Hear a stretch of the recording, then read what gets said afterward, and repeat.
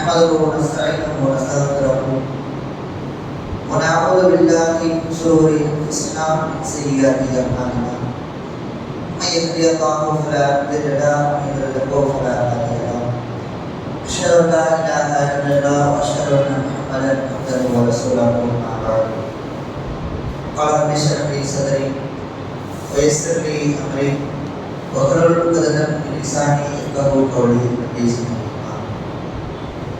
கண்ணியம் மகத்துவம் நிறைந்த அல்லாஹ்வுடைய சாந்தியும் சமாதானம் ஒன்றாத பேரின்பத்தை இந்த உலகத்திற்கு இறைவராகவும்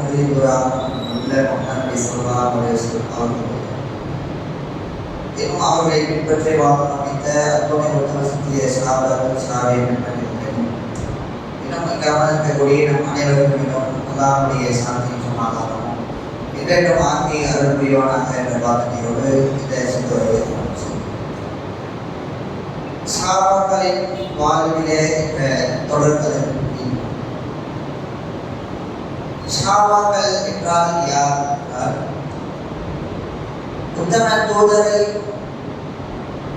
அவர்களுடன் தோழமை கொண்டு தம்முடைய வாழ்க்கையில் தூயவனையும் இன்னும் தூதரையும் ஒரு தூணாக அமைத்து தியாகத்திற்கு முன்வந்தவர்கள் தான் சஹாபாக்கள்.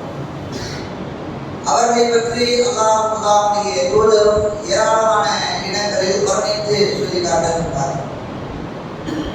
அல்லாஹ்வுடைய தூதர் சொல்லும் பொழுது ஹைருன் நாஸ், மக்களிலேயே சிறந்தவர்கள் கரிணி, என்னுடைய சமுதாயத்தினர்கள், அதாவது என்னுடைய காலகட்டத்தில் வாழ்ந்தவர்கள் தான் மக்களிலேயே மிகவும் சிறந்தவர் என்றவர்கள் அல்லாஹ்வுடைய தூதர் சொல்லி காட்டுகின்றார். நமக்கு எல்லா விஷயங்களிலும் ஒரு முன்னோடியாக இருக்கக்கூடியவர்கள் சஹாபாக்கள். தியாகங்களிலும் சரி, வணக்க வழிபாடுகளிலும் சரி, நீதத்திலும் சரி, எல்லா விஷயங்களிலும் சஹாபாக்கள் நமக்கு ஒரு முன்னோடியாக இருக்கின்றார். எந்த அளவுக்கு அல்லாஹ்வுடைய தூதர் அவர்களை சொல்லும் பொழுது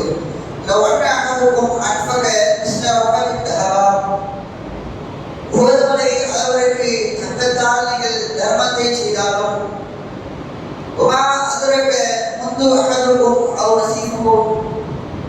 சஹாபாக்கள் செய்த அவர்கள் ஒரு கையளவு செய்த அந்த தர்மத்தை கூட நாம் செய்ததை ஈடாகாது. அந்த அவர்களுக்கு அல்லாஹ்வுடைய தூதர் சொல்லினார்கள். எதுவுமே இல்லாத காலகட்டத்தில், எல்லா நபர்களுமே அல்லாஹ்வுடைய தூதரை விட்டுவிட்ட காலகட்டத்தில், நான் உங்களுக்கு தோழமை கொடுக்கின்றேன், நான் உங்களுக்கு துணையாக இருக்கின்றேன் என்று எல்லா கஷ்டத்தையும் தன்னுடைய கஷ்டமாக தாங்கிக் கொண்டு அல்லாஹ்வுடைய தூதரை பின்பற்றி அவருடைய துணையாக இருந்தவர்கள் சஹாபாக்கள். அதற்கு தான் அல்லாஹ்வுடைய தூதர் சொல்லி காட்டுகிறார்கள், ஹைருன் நாஸி கரிமி, மக்களிலேயே மிகவும் சிறந்தவர்கள் என்னுடைய இந்த கூட்டத்தினர். அல்லாஹ்வுடைய தூதர் அவருடைய தோழமை பற்றி இறைவன் திருமறை குர்ஆனில் சொல்லும் பொழுது லகத் ஜஅலல்லாஹு நபியின வல் முஹாஜிர் வல் அன்சார் அல்லதீன இத்தபஅஹும் ஸாஅத்தில் உஸ்ரா, மிகவும் கடுமையான காலகட்டத்தில், மிகவும் நெருக்கடியான கஷ்டமான காலகட்டத்தில் அல்லாஹ்வுடைய தூதரை பின்தொடர்ந்தார்களே, அத்தகைய முஹாஜிர் அன்சாரிகளின் அல்லாஹ்வுடைய தூதரிடம் அல்லாஹ் அவருடைய பாவங்களை மன்னித்து விட்டான். ஃபதாபல்லாஹு நபியின வல் முஹாஜிர் வல் அன்சார், முஹாஜிர்களையும் அன்சாரிகளையும் அல்லாஹ்வுடைய தூதரையும் இறைவன் மன்னித்து விட்டான் என்று இறைவன் தன்னுடைய திருமறை குர்ஆனில் சொல்லி காட்டுகிறார்.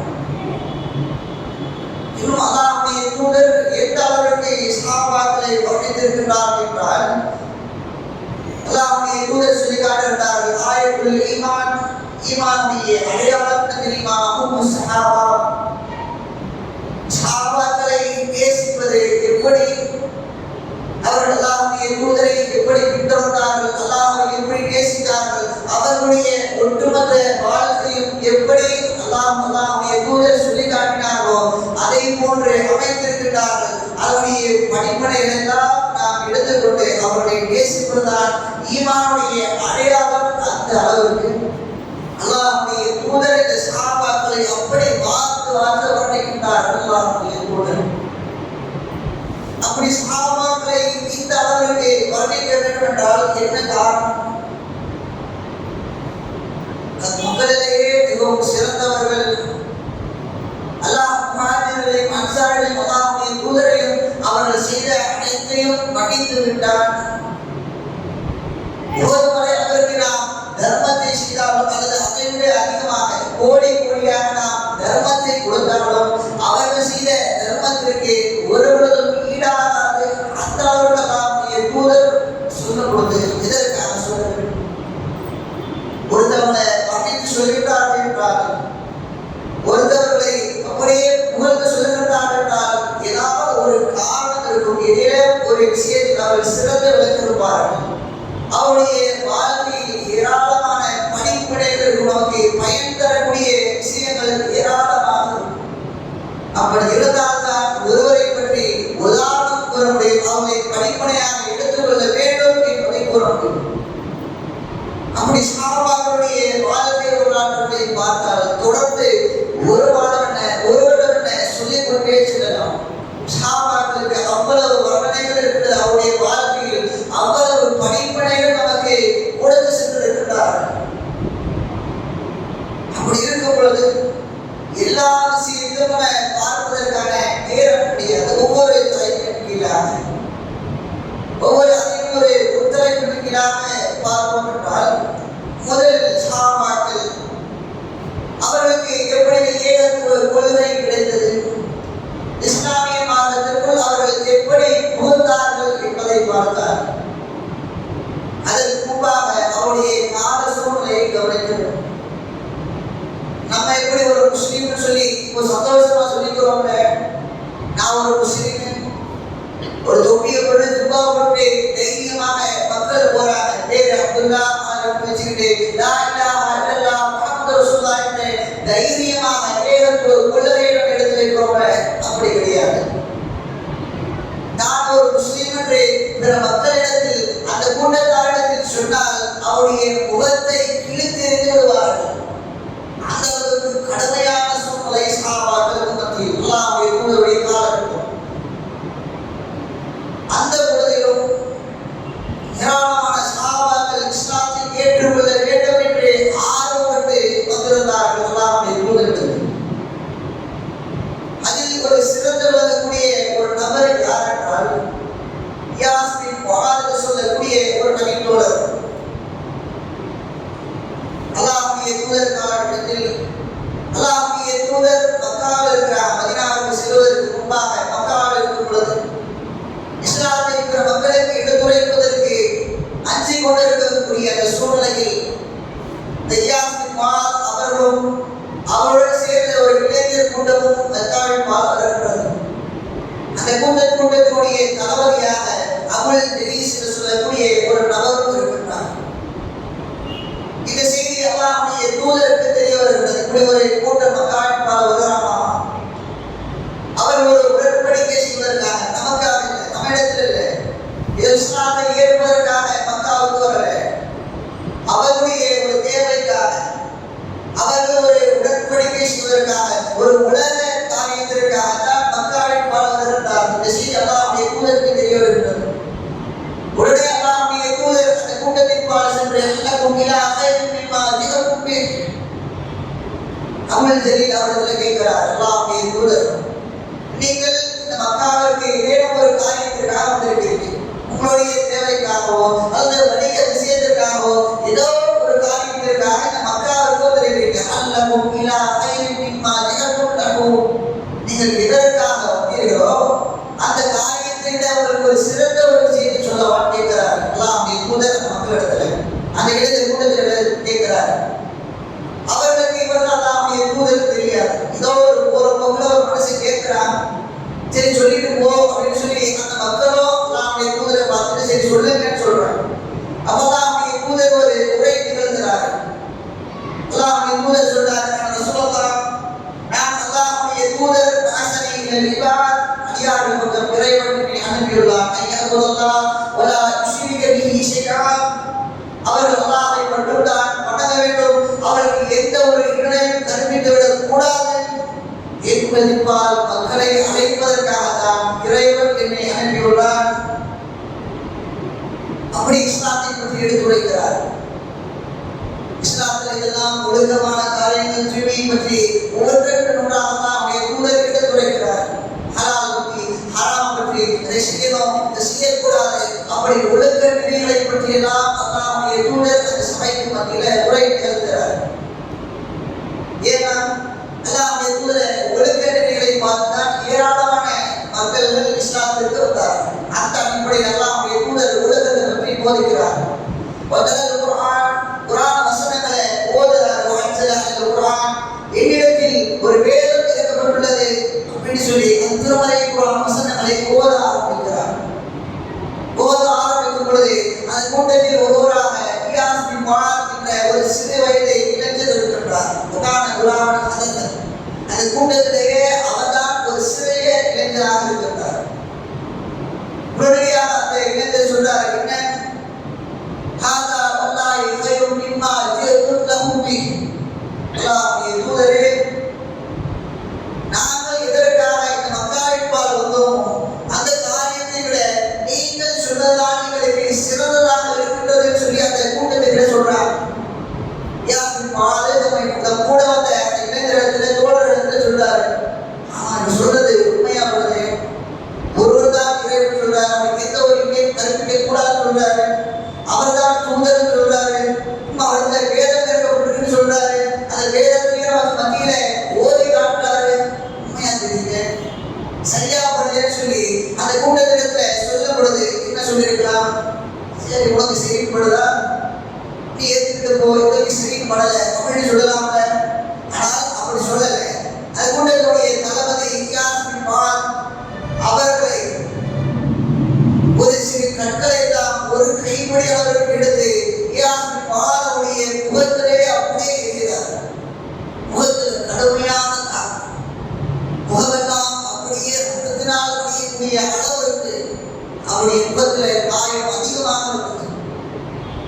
மக்கள் அப்படியே கலந்து போறாங்க.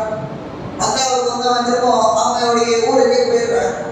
எந்த அளவிற்கு இஸ்லாம் ஒரே ஒரு நிமிடத்தில் அவருடைய உள்ளத்தில் போகிறது. இஸ்லாத்தை ஏற்க இஸ்லாமிய மாதம் அவர்கள் சொன்னது சரின்னு படுதேன்னு சொல்லி அந்த நபி தோழர்கள் அந்த கூட்டத்தில் பாட சொல்றாங்க. சொன்னதுக்கே அவ்வளவு வேண்டியது.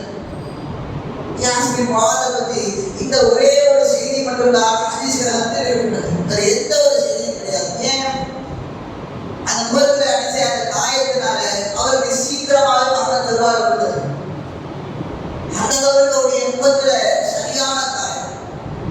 அவருடைய மரண தருவாயை பற்றி சஹாபாக்கள் சொல்லும் பொழுது ஹதீஸ்களை பார்க்கும் பொழுது லம்மா இஸாலு இஸ்மாஉலஹு, அவர்கள் எப்பொழுது அல்லாஹ்வுடைய தூதர் சொன்னார்களே அந்த உரையை நிகழ்த்தினார்களே, அப்போ அல்லாஹ்வுடைய தூதருடைய சொல்லை கேட்டார்களோ, வயுஹல்லிலுல்லாஹ் லா இலாஹா இல்லல்லாஹ் முஹம்மது ரசூலுல்லாஹ் என்று சொல்லிக் கொண்டிருந்தார்.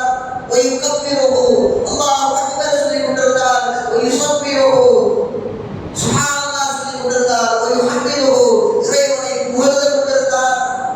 நம்முடைய இறுதி திருமணம் வரைக்கும் ஹத்தா குமில அவர்கள் கைப்பற்றுகின்ற வரைக்கும் அல்லாஹ்வுடைய தூதர் சொன்ன அந்த ஏகத்துவ கொள்கையை எப்பொழுது செஞ்சுவிட்டாரோ அப்பொழுதிலிருந்து நமக்கு கிடைத்த சின்ன சின்ன செய்திகளை விட்டு இறைவனை புகழ்த்திக் கொண்டே கொண்டிருந்தார். அவருடைய மரண தருவாய் கொண்டிருந்தார். இப்படி சிறு நிமிடத்தில் புகழ இஸ்லாமிய மார்க்கம் அவருடைய உள்ளத்தில் எந்த அளவுக்கு ஆழமாக பதிந்திருக்கின்றதை என்பதை நாம் பார்த்து கொள்ள வேண்டும். நமக்கு எத்தனையோ அவர்கள் இருக்கிறார்கள், எத்தனையோ நபித்தோழர்கள் சொன்ன செய்திகள் எல்லாம் கிடைக்கின்றது. அல்லாஹ்வுடைய தூதர் சொன்ன செய்திகள் எல்லாம் கிடைத்திருக்கிறது. அதையெல்லாம் பார்க்கிறோம், அவர்கள் சொன்னதெல்லாம் கேட்கிறோம். கேட்டுட்டு ஒரு காலம் வாங்கி ஒரு காலம் இருக்கிறது. முஸ்லீம் சொல்லியப்பா, முஸ்லீம்னா எப்படி இருக்கணும்னு சொல்லி காட்ட மாட்டேங்கிறார் ஒருத்தர். முஸ்லீம் சொல்லி எது அடையாளம் காட்ட தெரியுமா? என்னுடைய பெயர் ஆரிஃப் அப்துல்லா அப்துல் ரஹ்மான் என்று சொல்லி பெயரை வைத்து விட்டால் அவன் முஸ்லிமா? இன்னும் சில நபர்கள் அவருடைய வீட்டினுடைய வாசலில் ஒரு புது வண்டி வாங்கிட்டால், வாகனம் வாங்கிட்டால், மாஷா அல்லாஹ் சொல்லி அவருடைய அர்த்தம் தெரியாதோ தெரியாது, அப்படி அறிவாசலே இருக்கிறாங்க. முஸ்லீம் சொல்றதுல இதுதான் அடையாளமே இதுதான். சொல்லி இப்படி சில நபர்கள் அல்லாஹ் தூதர் இதை சொல்றாங்க, இதை மக்களுக்கு மத்தியில் எடுத்துரைக்கிறாங்க.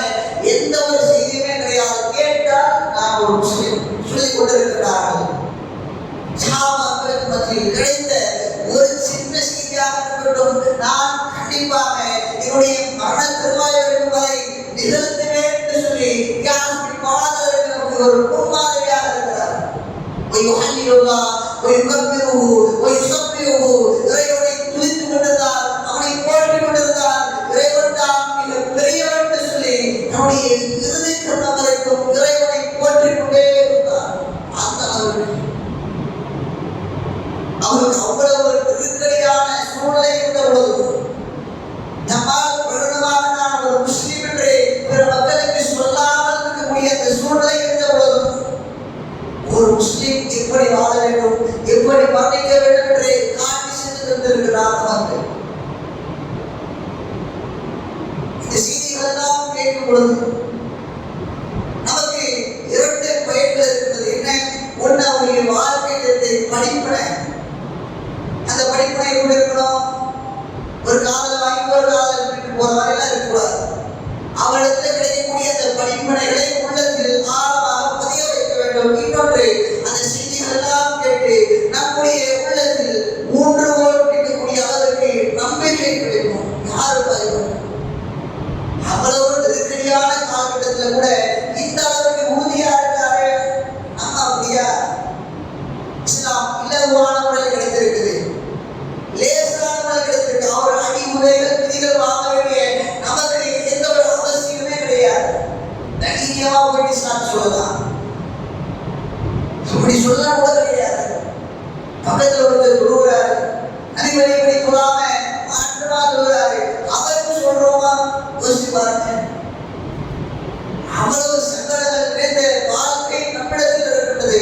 நாம் இந்த செய்திகளை எல்லாம் கேட்டு உள்ளத்தில் ஆழமாக பதிய வைத்து நாம் ஒரு ஏகத்துவவாதி என்ற மக்கள் மத்தியில் பிரகடனப்படுத்தி செயல்படுத்த வேண்டும். இன்னும் ஒரு அவரை விட மிகவும் ரொம்ப கஷ்டமான சூழ்நிலையை அப்பா என்று சொல்லக்கூடிய ஒரு நபித்தோழர், ஒரு இரும்பு அடிக்கக்கூடிய ஒரு வேலை செய்தார். ரொம்ப ஏழ்மையான நிலையில் இருக்கக்கூடிய ஒரு நபித்தோழர், கஷ்டமான சூழ்நிலை. இஸ்லாத்தில் ஏற்பதற்கு முன்னாடி என்று சொல்லக்கூடிய ஒரு நபருக்கு கடன் கொடுக்கிறார். அவர் ஒரு தொகையை கேட்கிறாரு, அந்த கடனை கொடுக்கிறார். அதுக்கப்புறமா இஸ்லாத்தை ஏற்றுக்கிறாரு. அந்த அப்பா அப்படின்னு காலம் போக போக அவருக்கு ஒரு கடுமையான சூழ்நிலை, காசு இல்லாம ரொம்ப ஏழ்மையான இடத்துல இருக்கும் பொழுது இந்த ஆசிரியத்துல கேட்கிறார், இப்படி நான் ரொம்ப மோசமான நிலைமையில இருக்கிறேன், எனக்கு எப்படியாவது நான் கொடுத்த காசை கொடுத்து கேட்கிறார். அவர் கடனை கேட்க போல கொடுத்து கடனை திரும்ப வாங்குறதுக்கு போறாரு. எவ்வளவு பெரிய சூழ்நிலை தெரியுமா? அவருக்கு நிகழ்ந்த அந்த சூழ்நிலை எப்பேற்பட்டதாக இருந்தது தெரியுமா? அந்த ஆள் சொல்றார், தைரியமா சொல்றான், என்ன நீ எப்பொழுது முகமதை மறுக்கிறியோ அப்பொழுது அவன் காசு தரேன். இவர் ஏதோ அவர் கடன் கொடுக்கிற மாதிரி சொல்றாரு. ஆனா அவர் கடன் கொடுக்கல, கொடுத்த காசை திரும்ப தான் கொடுக்கிறாரு. அதுக்கு தைரியமா சொல்றாரு, நீ எப்பொழுது முகமதை மறுக்கிறாயோ அப்பொழுதுதான் நான் உனக்கு திரும்ப கொடுப்பேன். அந்த அளவுக்கு சொல்றாரு. அவ்வளவு கஷ்டமான சூழ்நிலை. இவர் விட்டுடுவாரா? ஏதோ கொள்கை இருக்கிறாரு, முகமதையே மறுக்க சொல்றானே, அதற்கு சும்மா அல்லாவுடைய நறுபெல்லாம் சொல்றார், நீ மரணித்து நாளை மறுபடியும் உன்னை இது மறுபடியும் எழுப்பக்கூடிய நேரம் வரைக்கும் நான் ஒருவரது முகமதை மறுக்க மாட்டேன் சொல்றார். மரணிச்சு அல்லாஹ்வோட திரும்ப இறுதியில் எழுப்பும் பொழுது அந்த முடிவதற்கு நான் ஒருவரது முகமதை மறுக்கவே மாட்டேன் சொல்றார். சொன்ன உடனே இவனுக்கு இவ்வளவு திரும்ப தெரியுமா? நீ அப்படி சொல்றியா? சரி, உனக்கு நான் சொல்றேன், ஒதானி என்னை விட்டுடுவா, எது வரைக்கும் நான் மரணித்து நான் மரணிச்சிடுறேன், மறுபடியும் நான் எழுப்பப்படவில்லை, அது வரைக்கும் என்னை விட்டுடு, சந்தோஷமா இருக்குன்னு சொல்றான். அவன் நம்பிக்கைதான் கிடையாது. அவன் மறுபடியும் எழுப்பப்படும் சொல்லி எந்த ஒரு நம்பிக்கையும் கிடையாது. அந்த அளவுக்கு அந்த கொடூரமான ஆசவர்கள்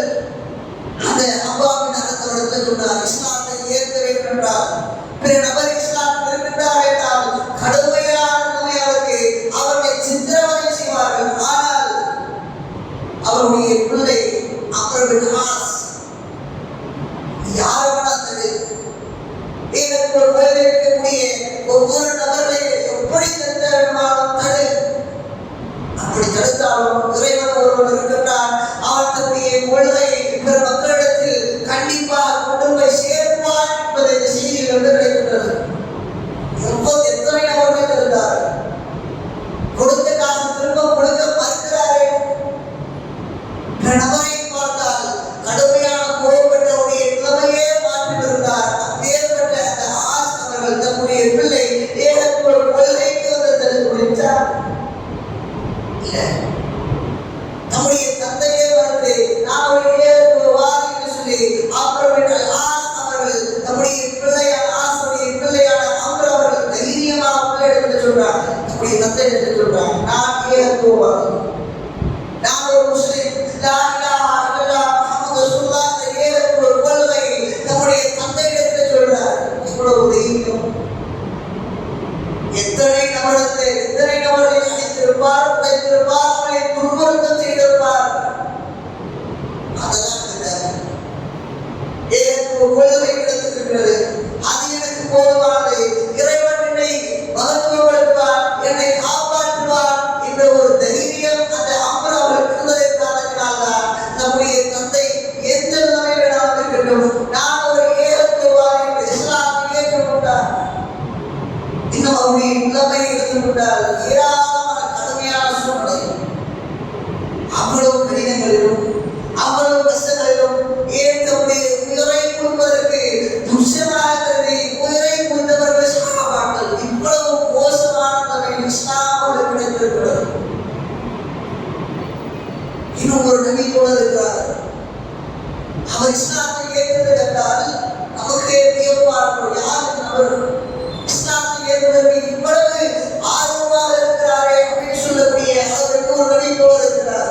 எவ்வளவு கஷ்டங்கள், எவ்வளவு சிக்கல்கள் நமக்கு மத்தியில் நிகழ்ந்தாலும் நான் கண்டிப்பாக முஹம்மதை தெரிந்து கொள்வேன், அவரை பற்றி செய்திகளை நான் பற்றி பிடித்துக் கொள்வேன், ஏகத்துவ கொள்கையை நான் உள்ளத்தில் ஏற்றுக்கொள்வேன் என்ற அளவிற்கு ஆர்வப்பட்டிருக்கக்கூடிய ஒரு நபி தோழர். அந்த நபி தோழரை பற்றி வரக்கூடிய நாட்களில் தெரிந்து கொள்வோம் என்று சொல்லி இந்த உரைக்கு இஸ்லாம் அலைக்கும் வரஹ்மத்துல்லாஹி வபரகாத்துஹு.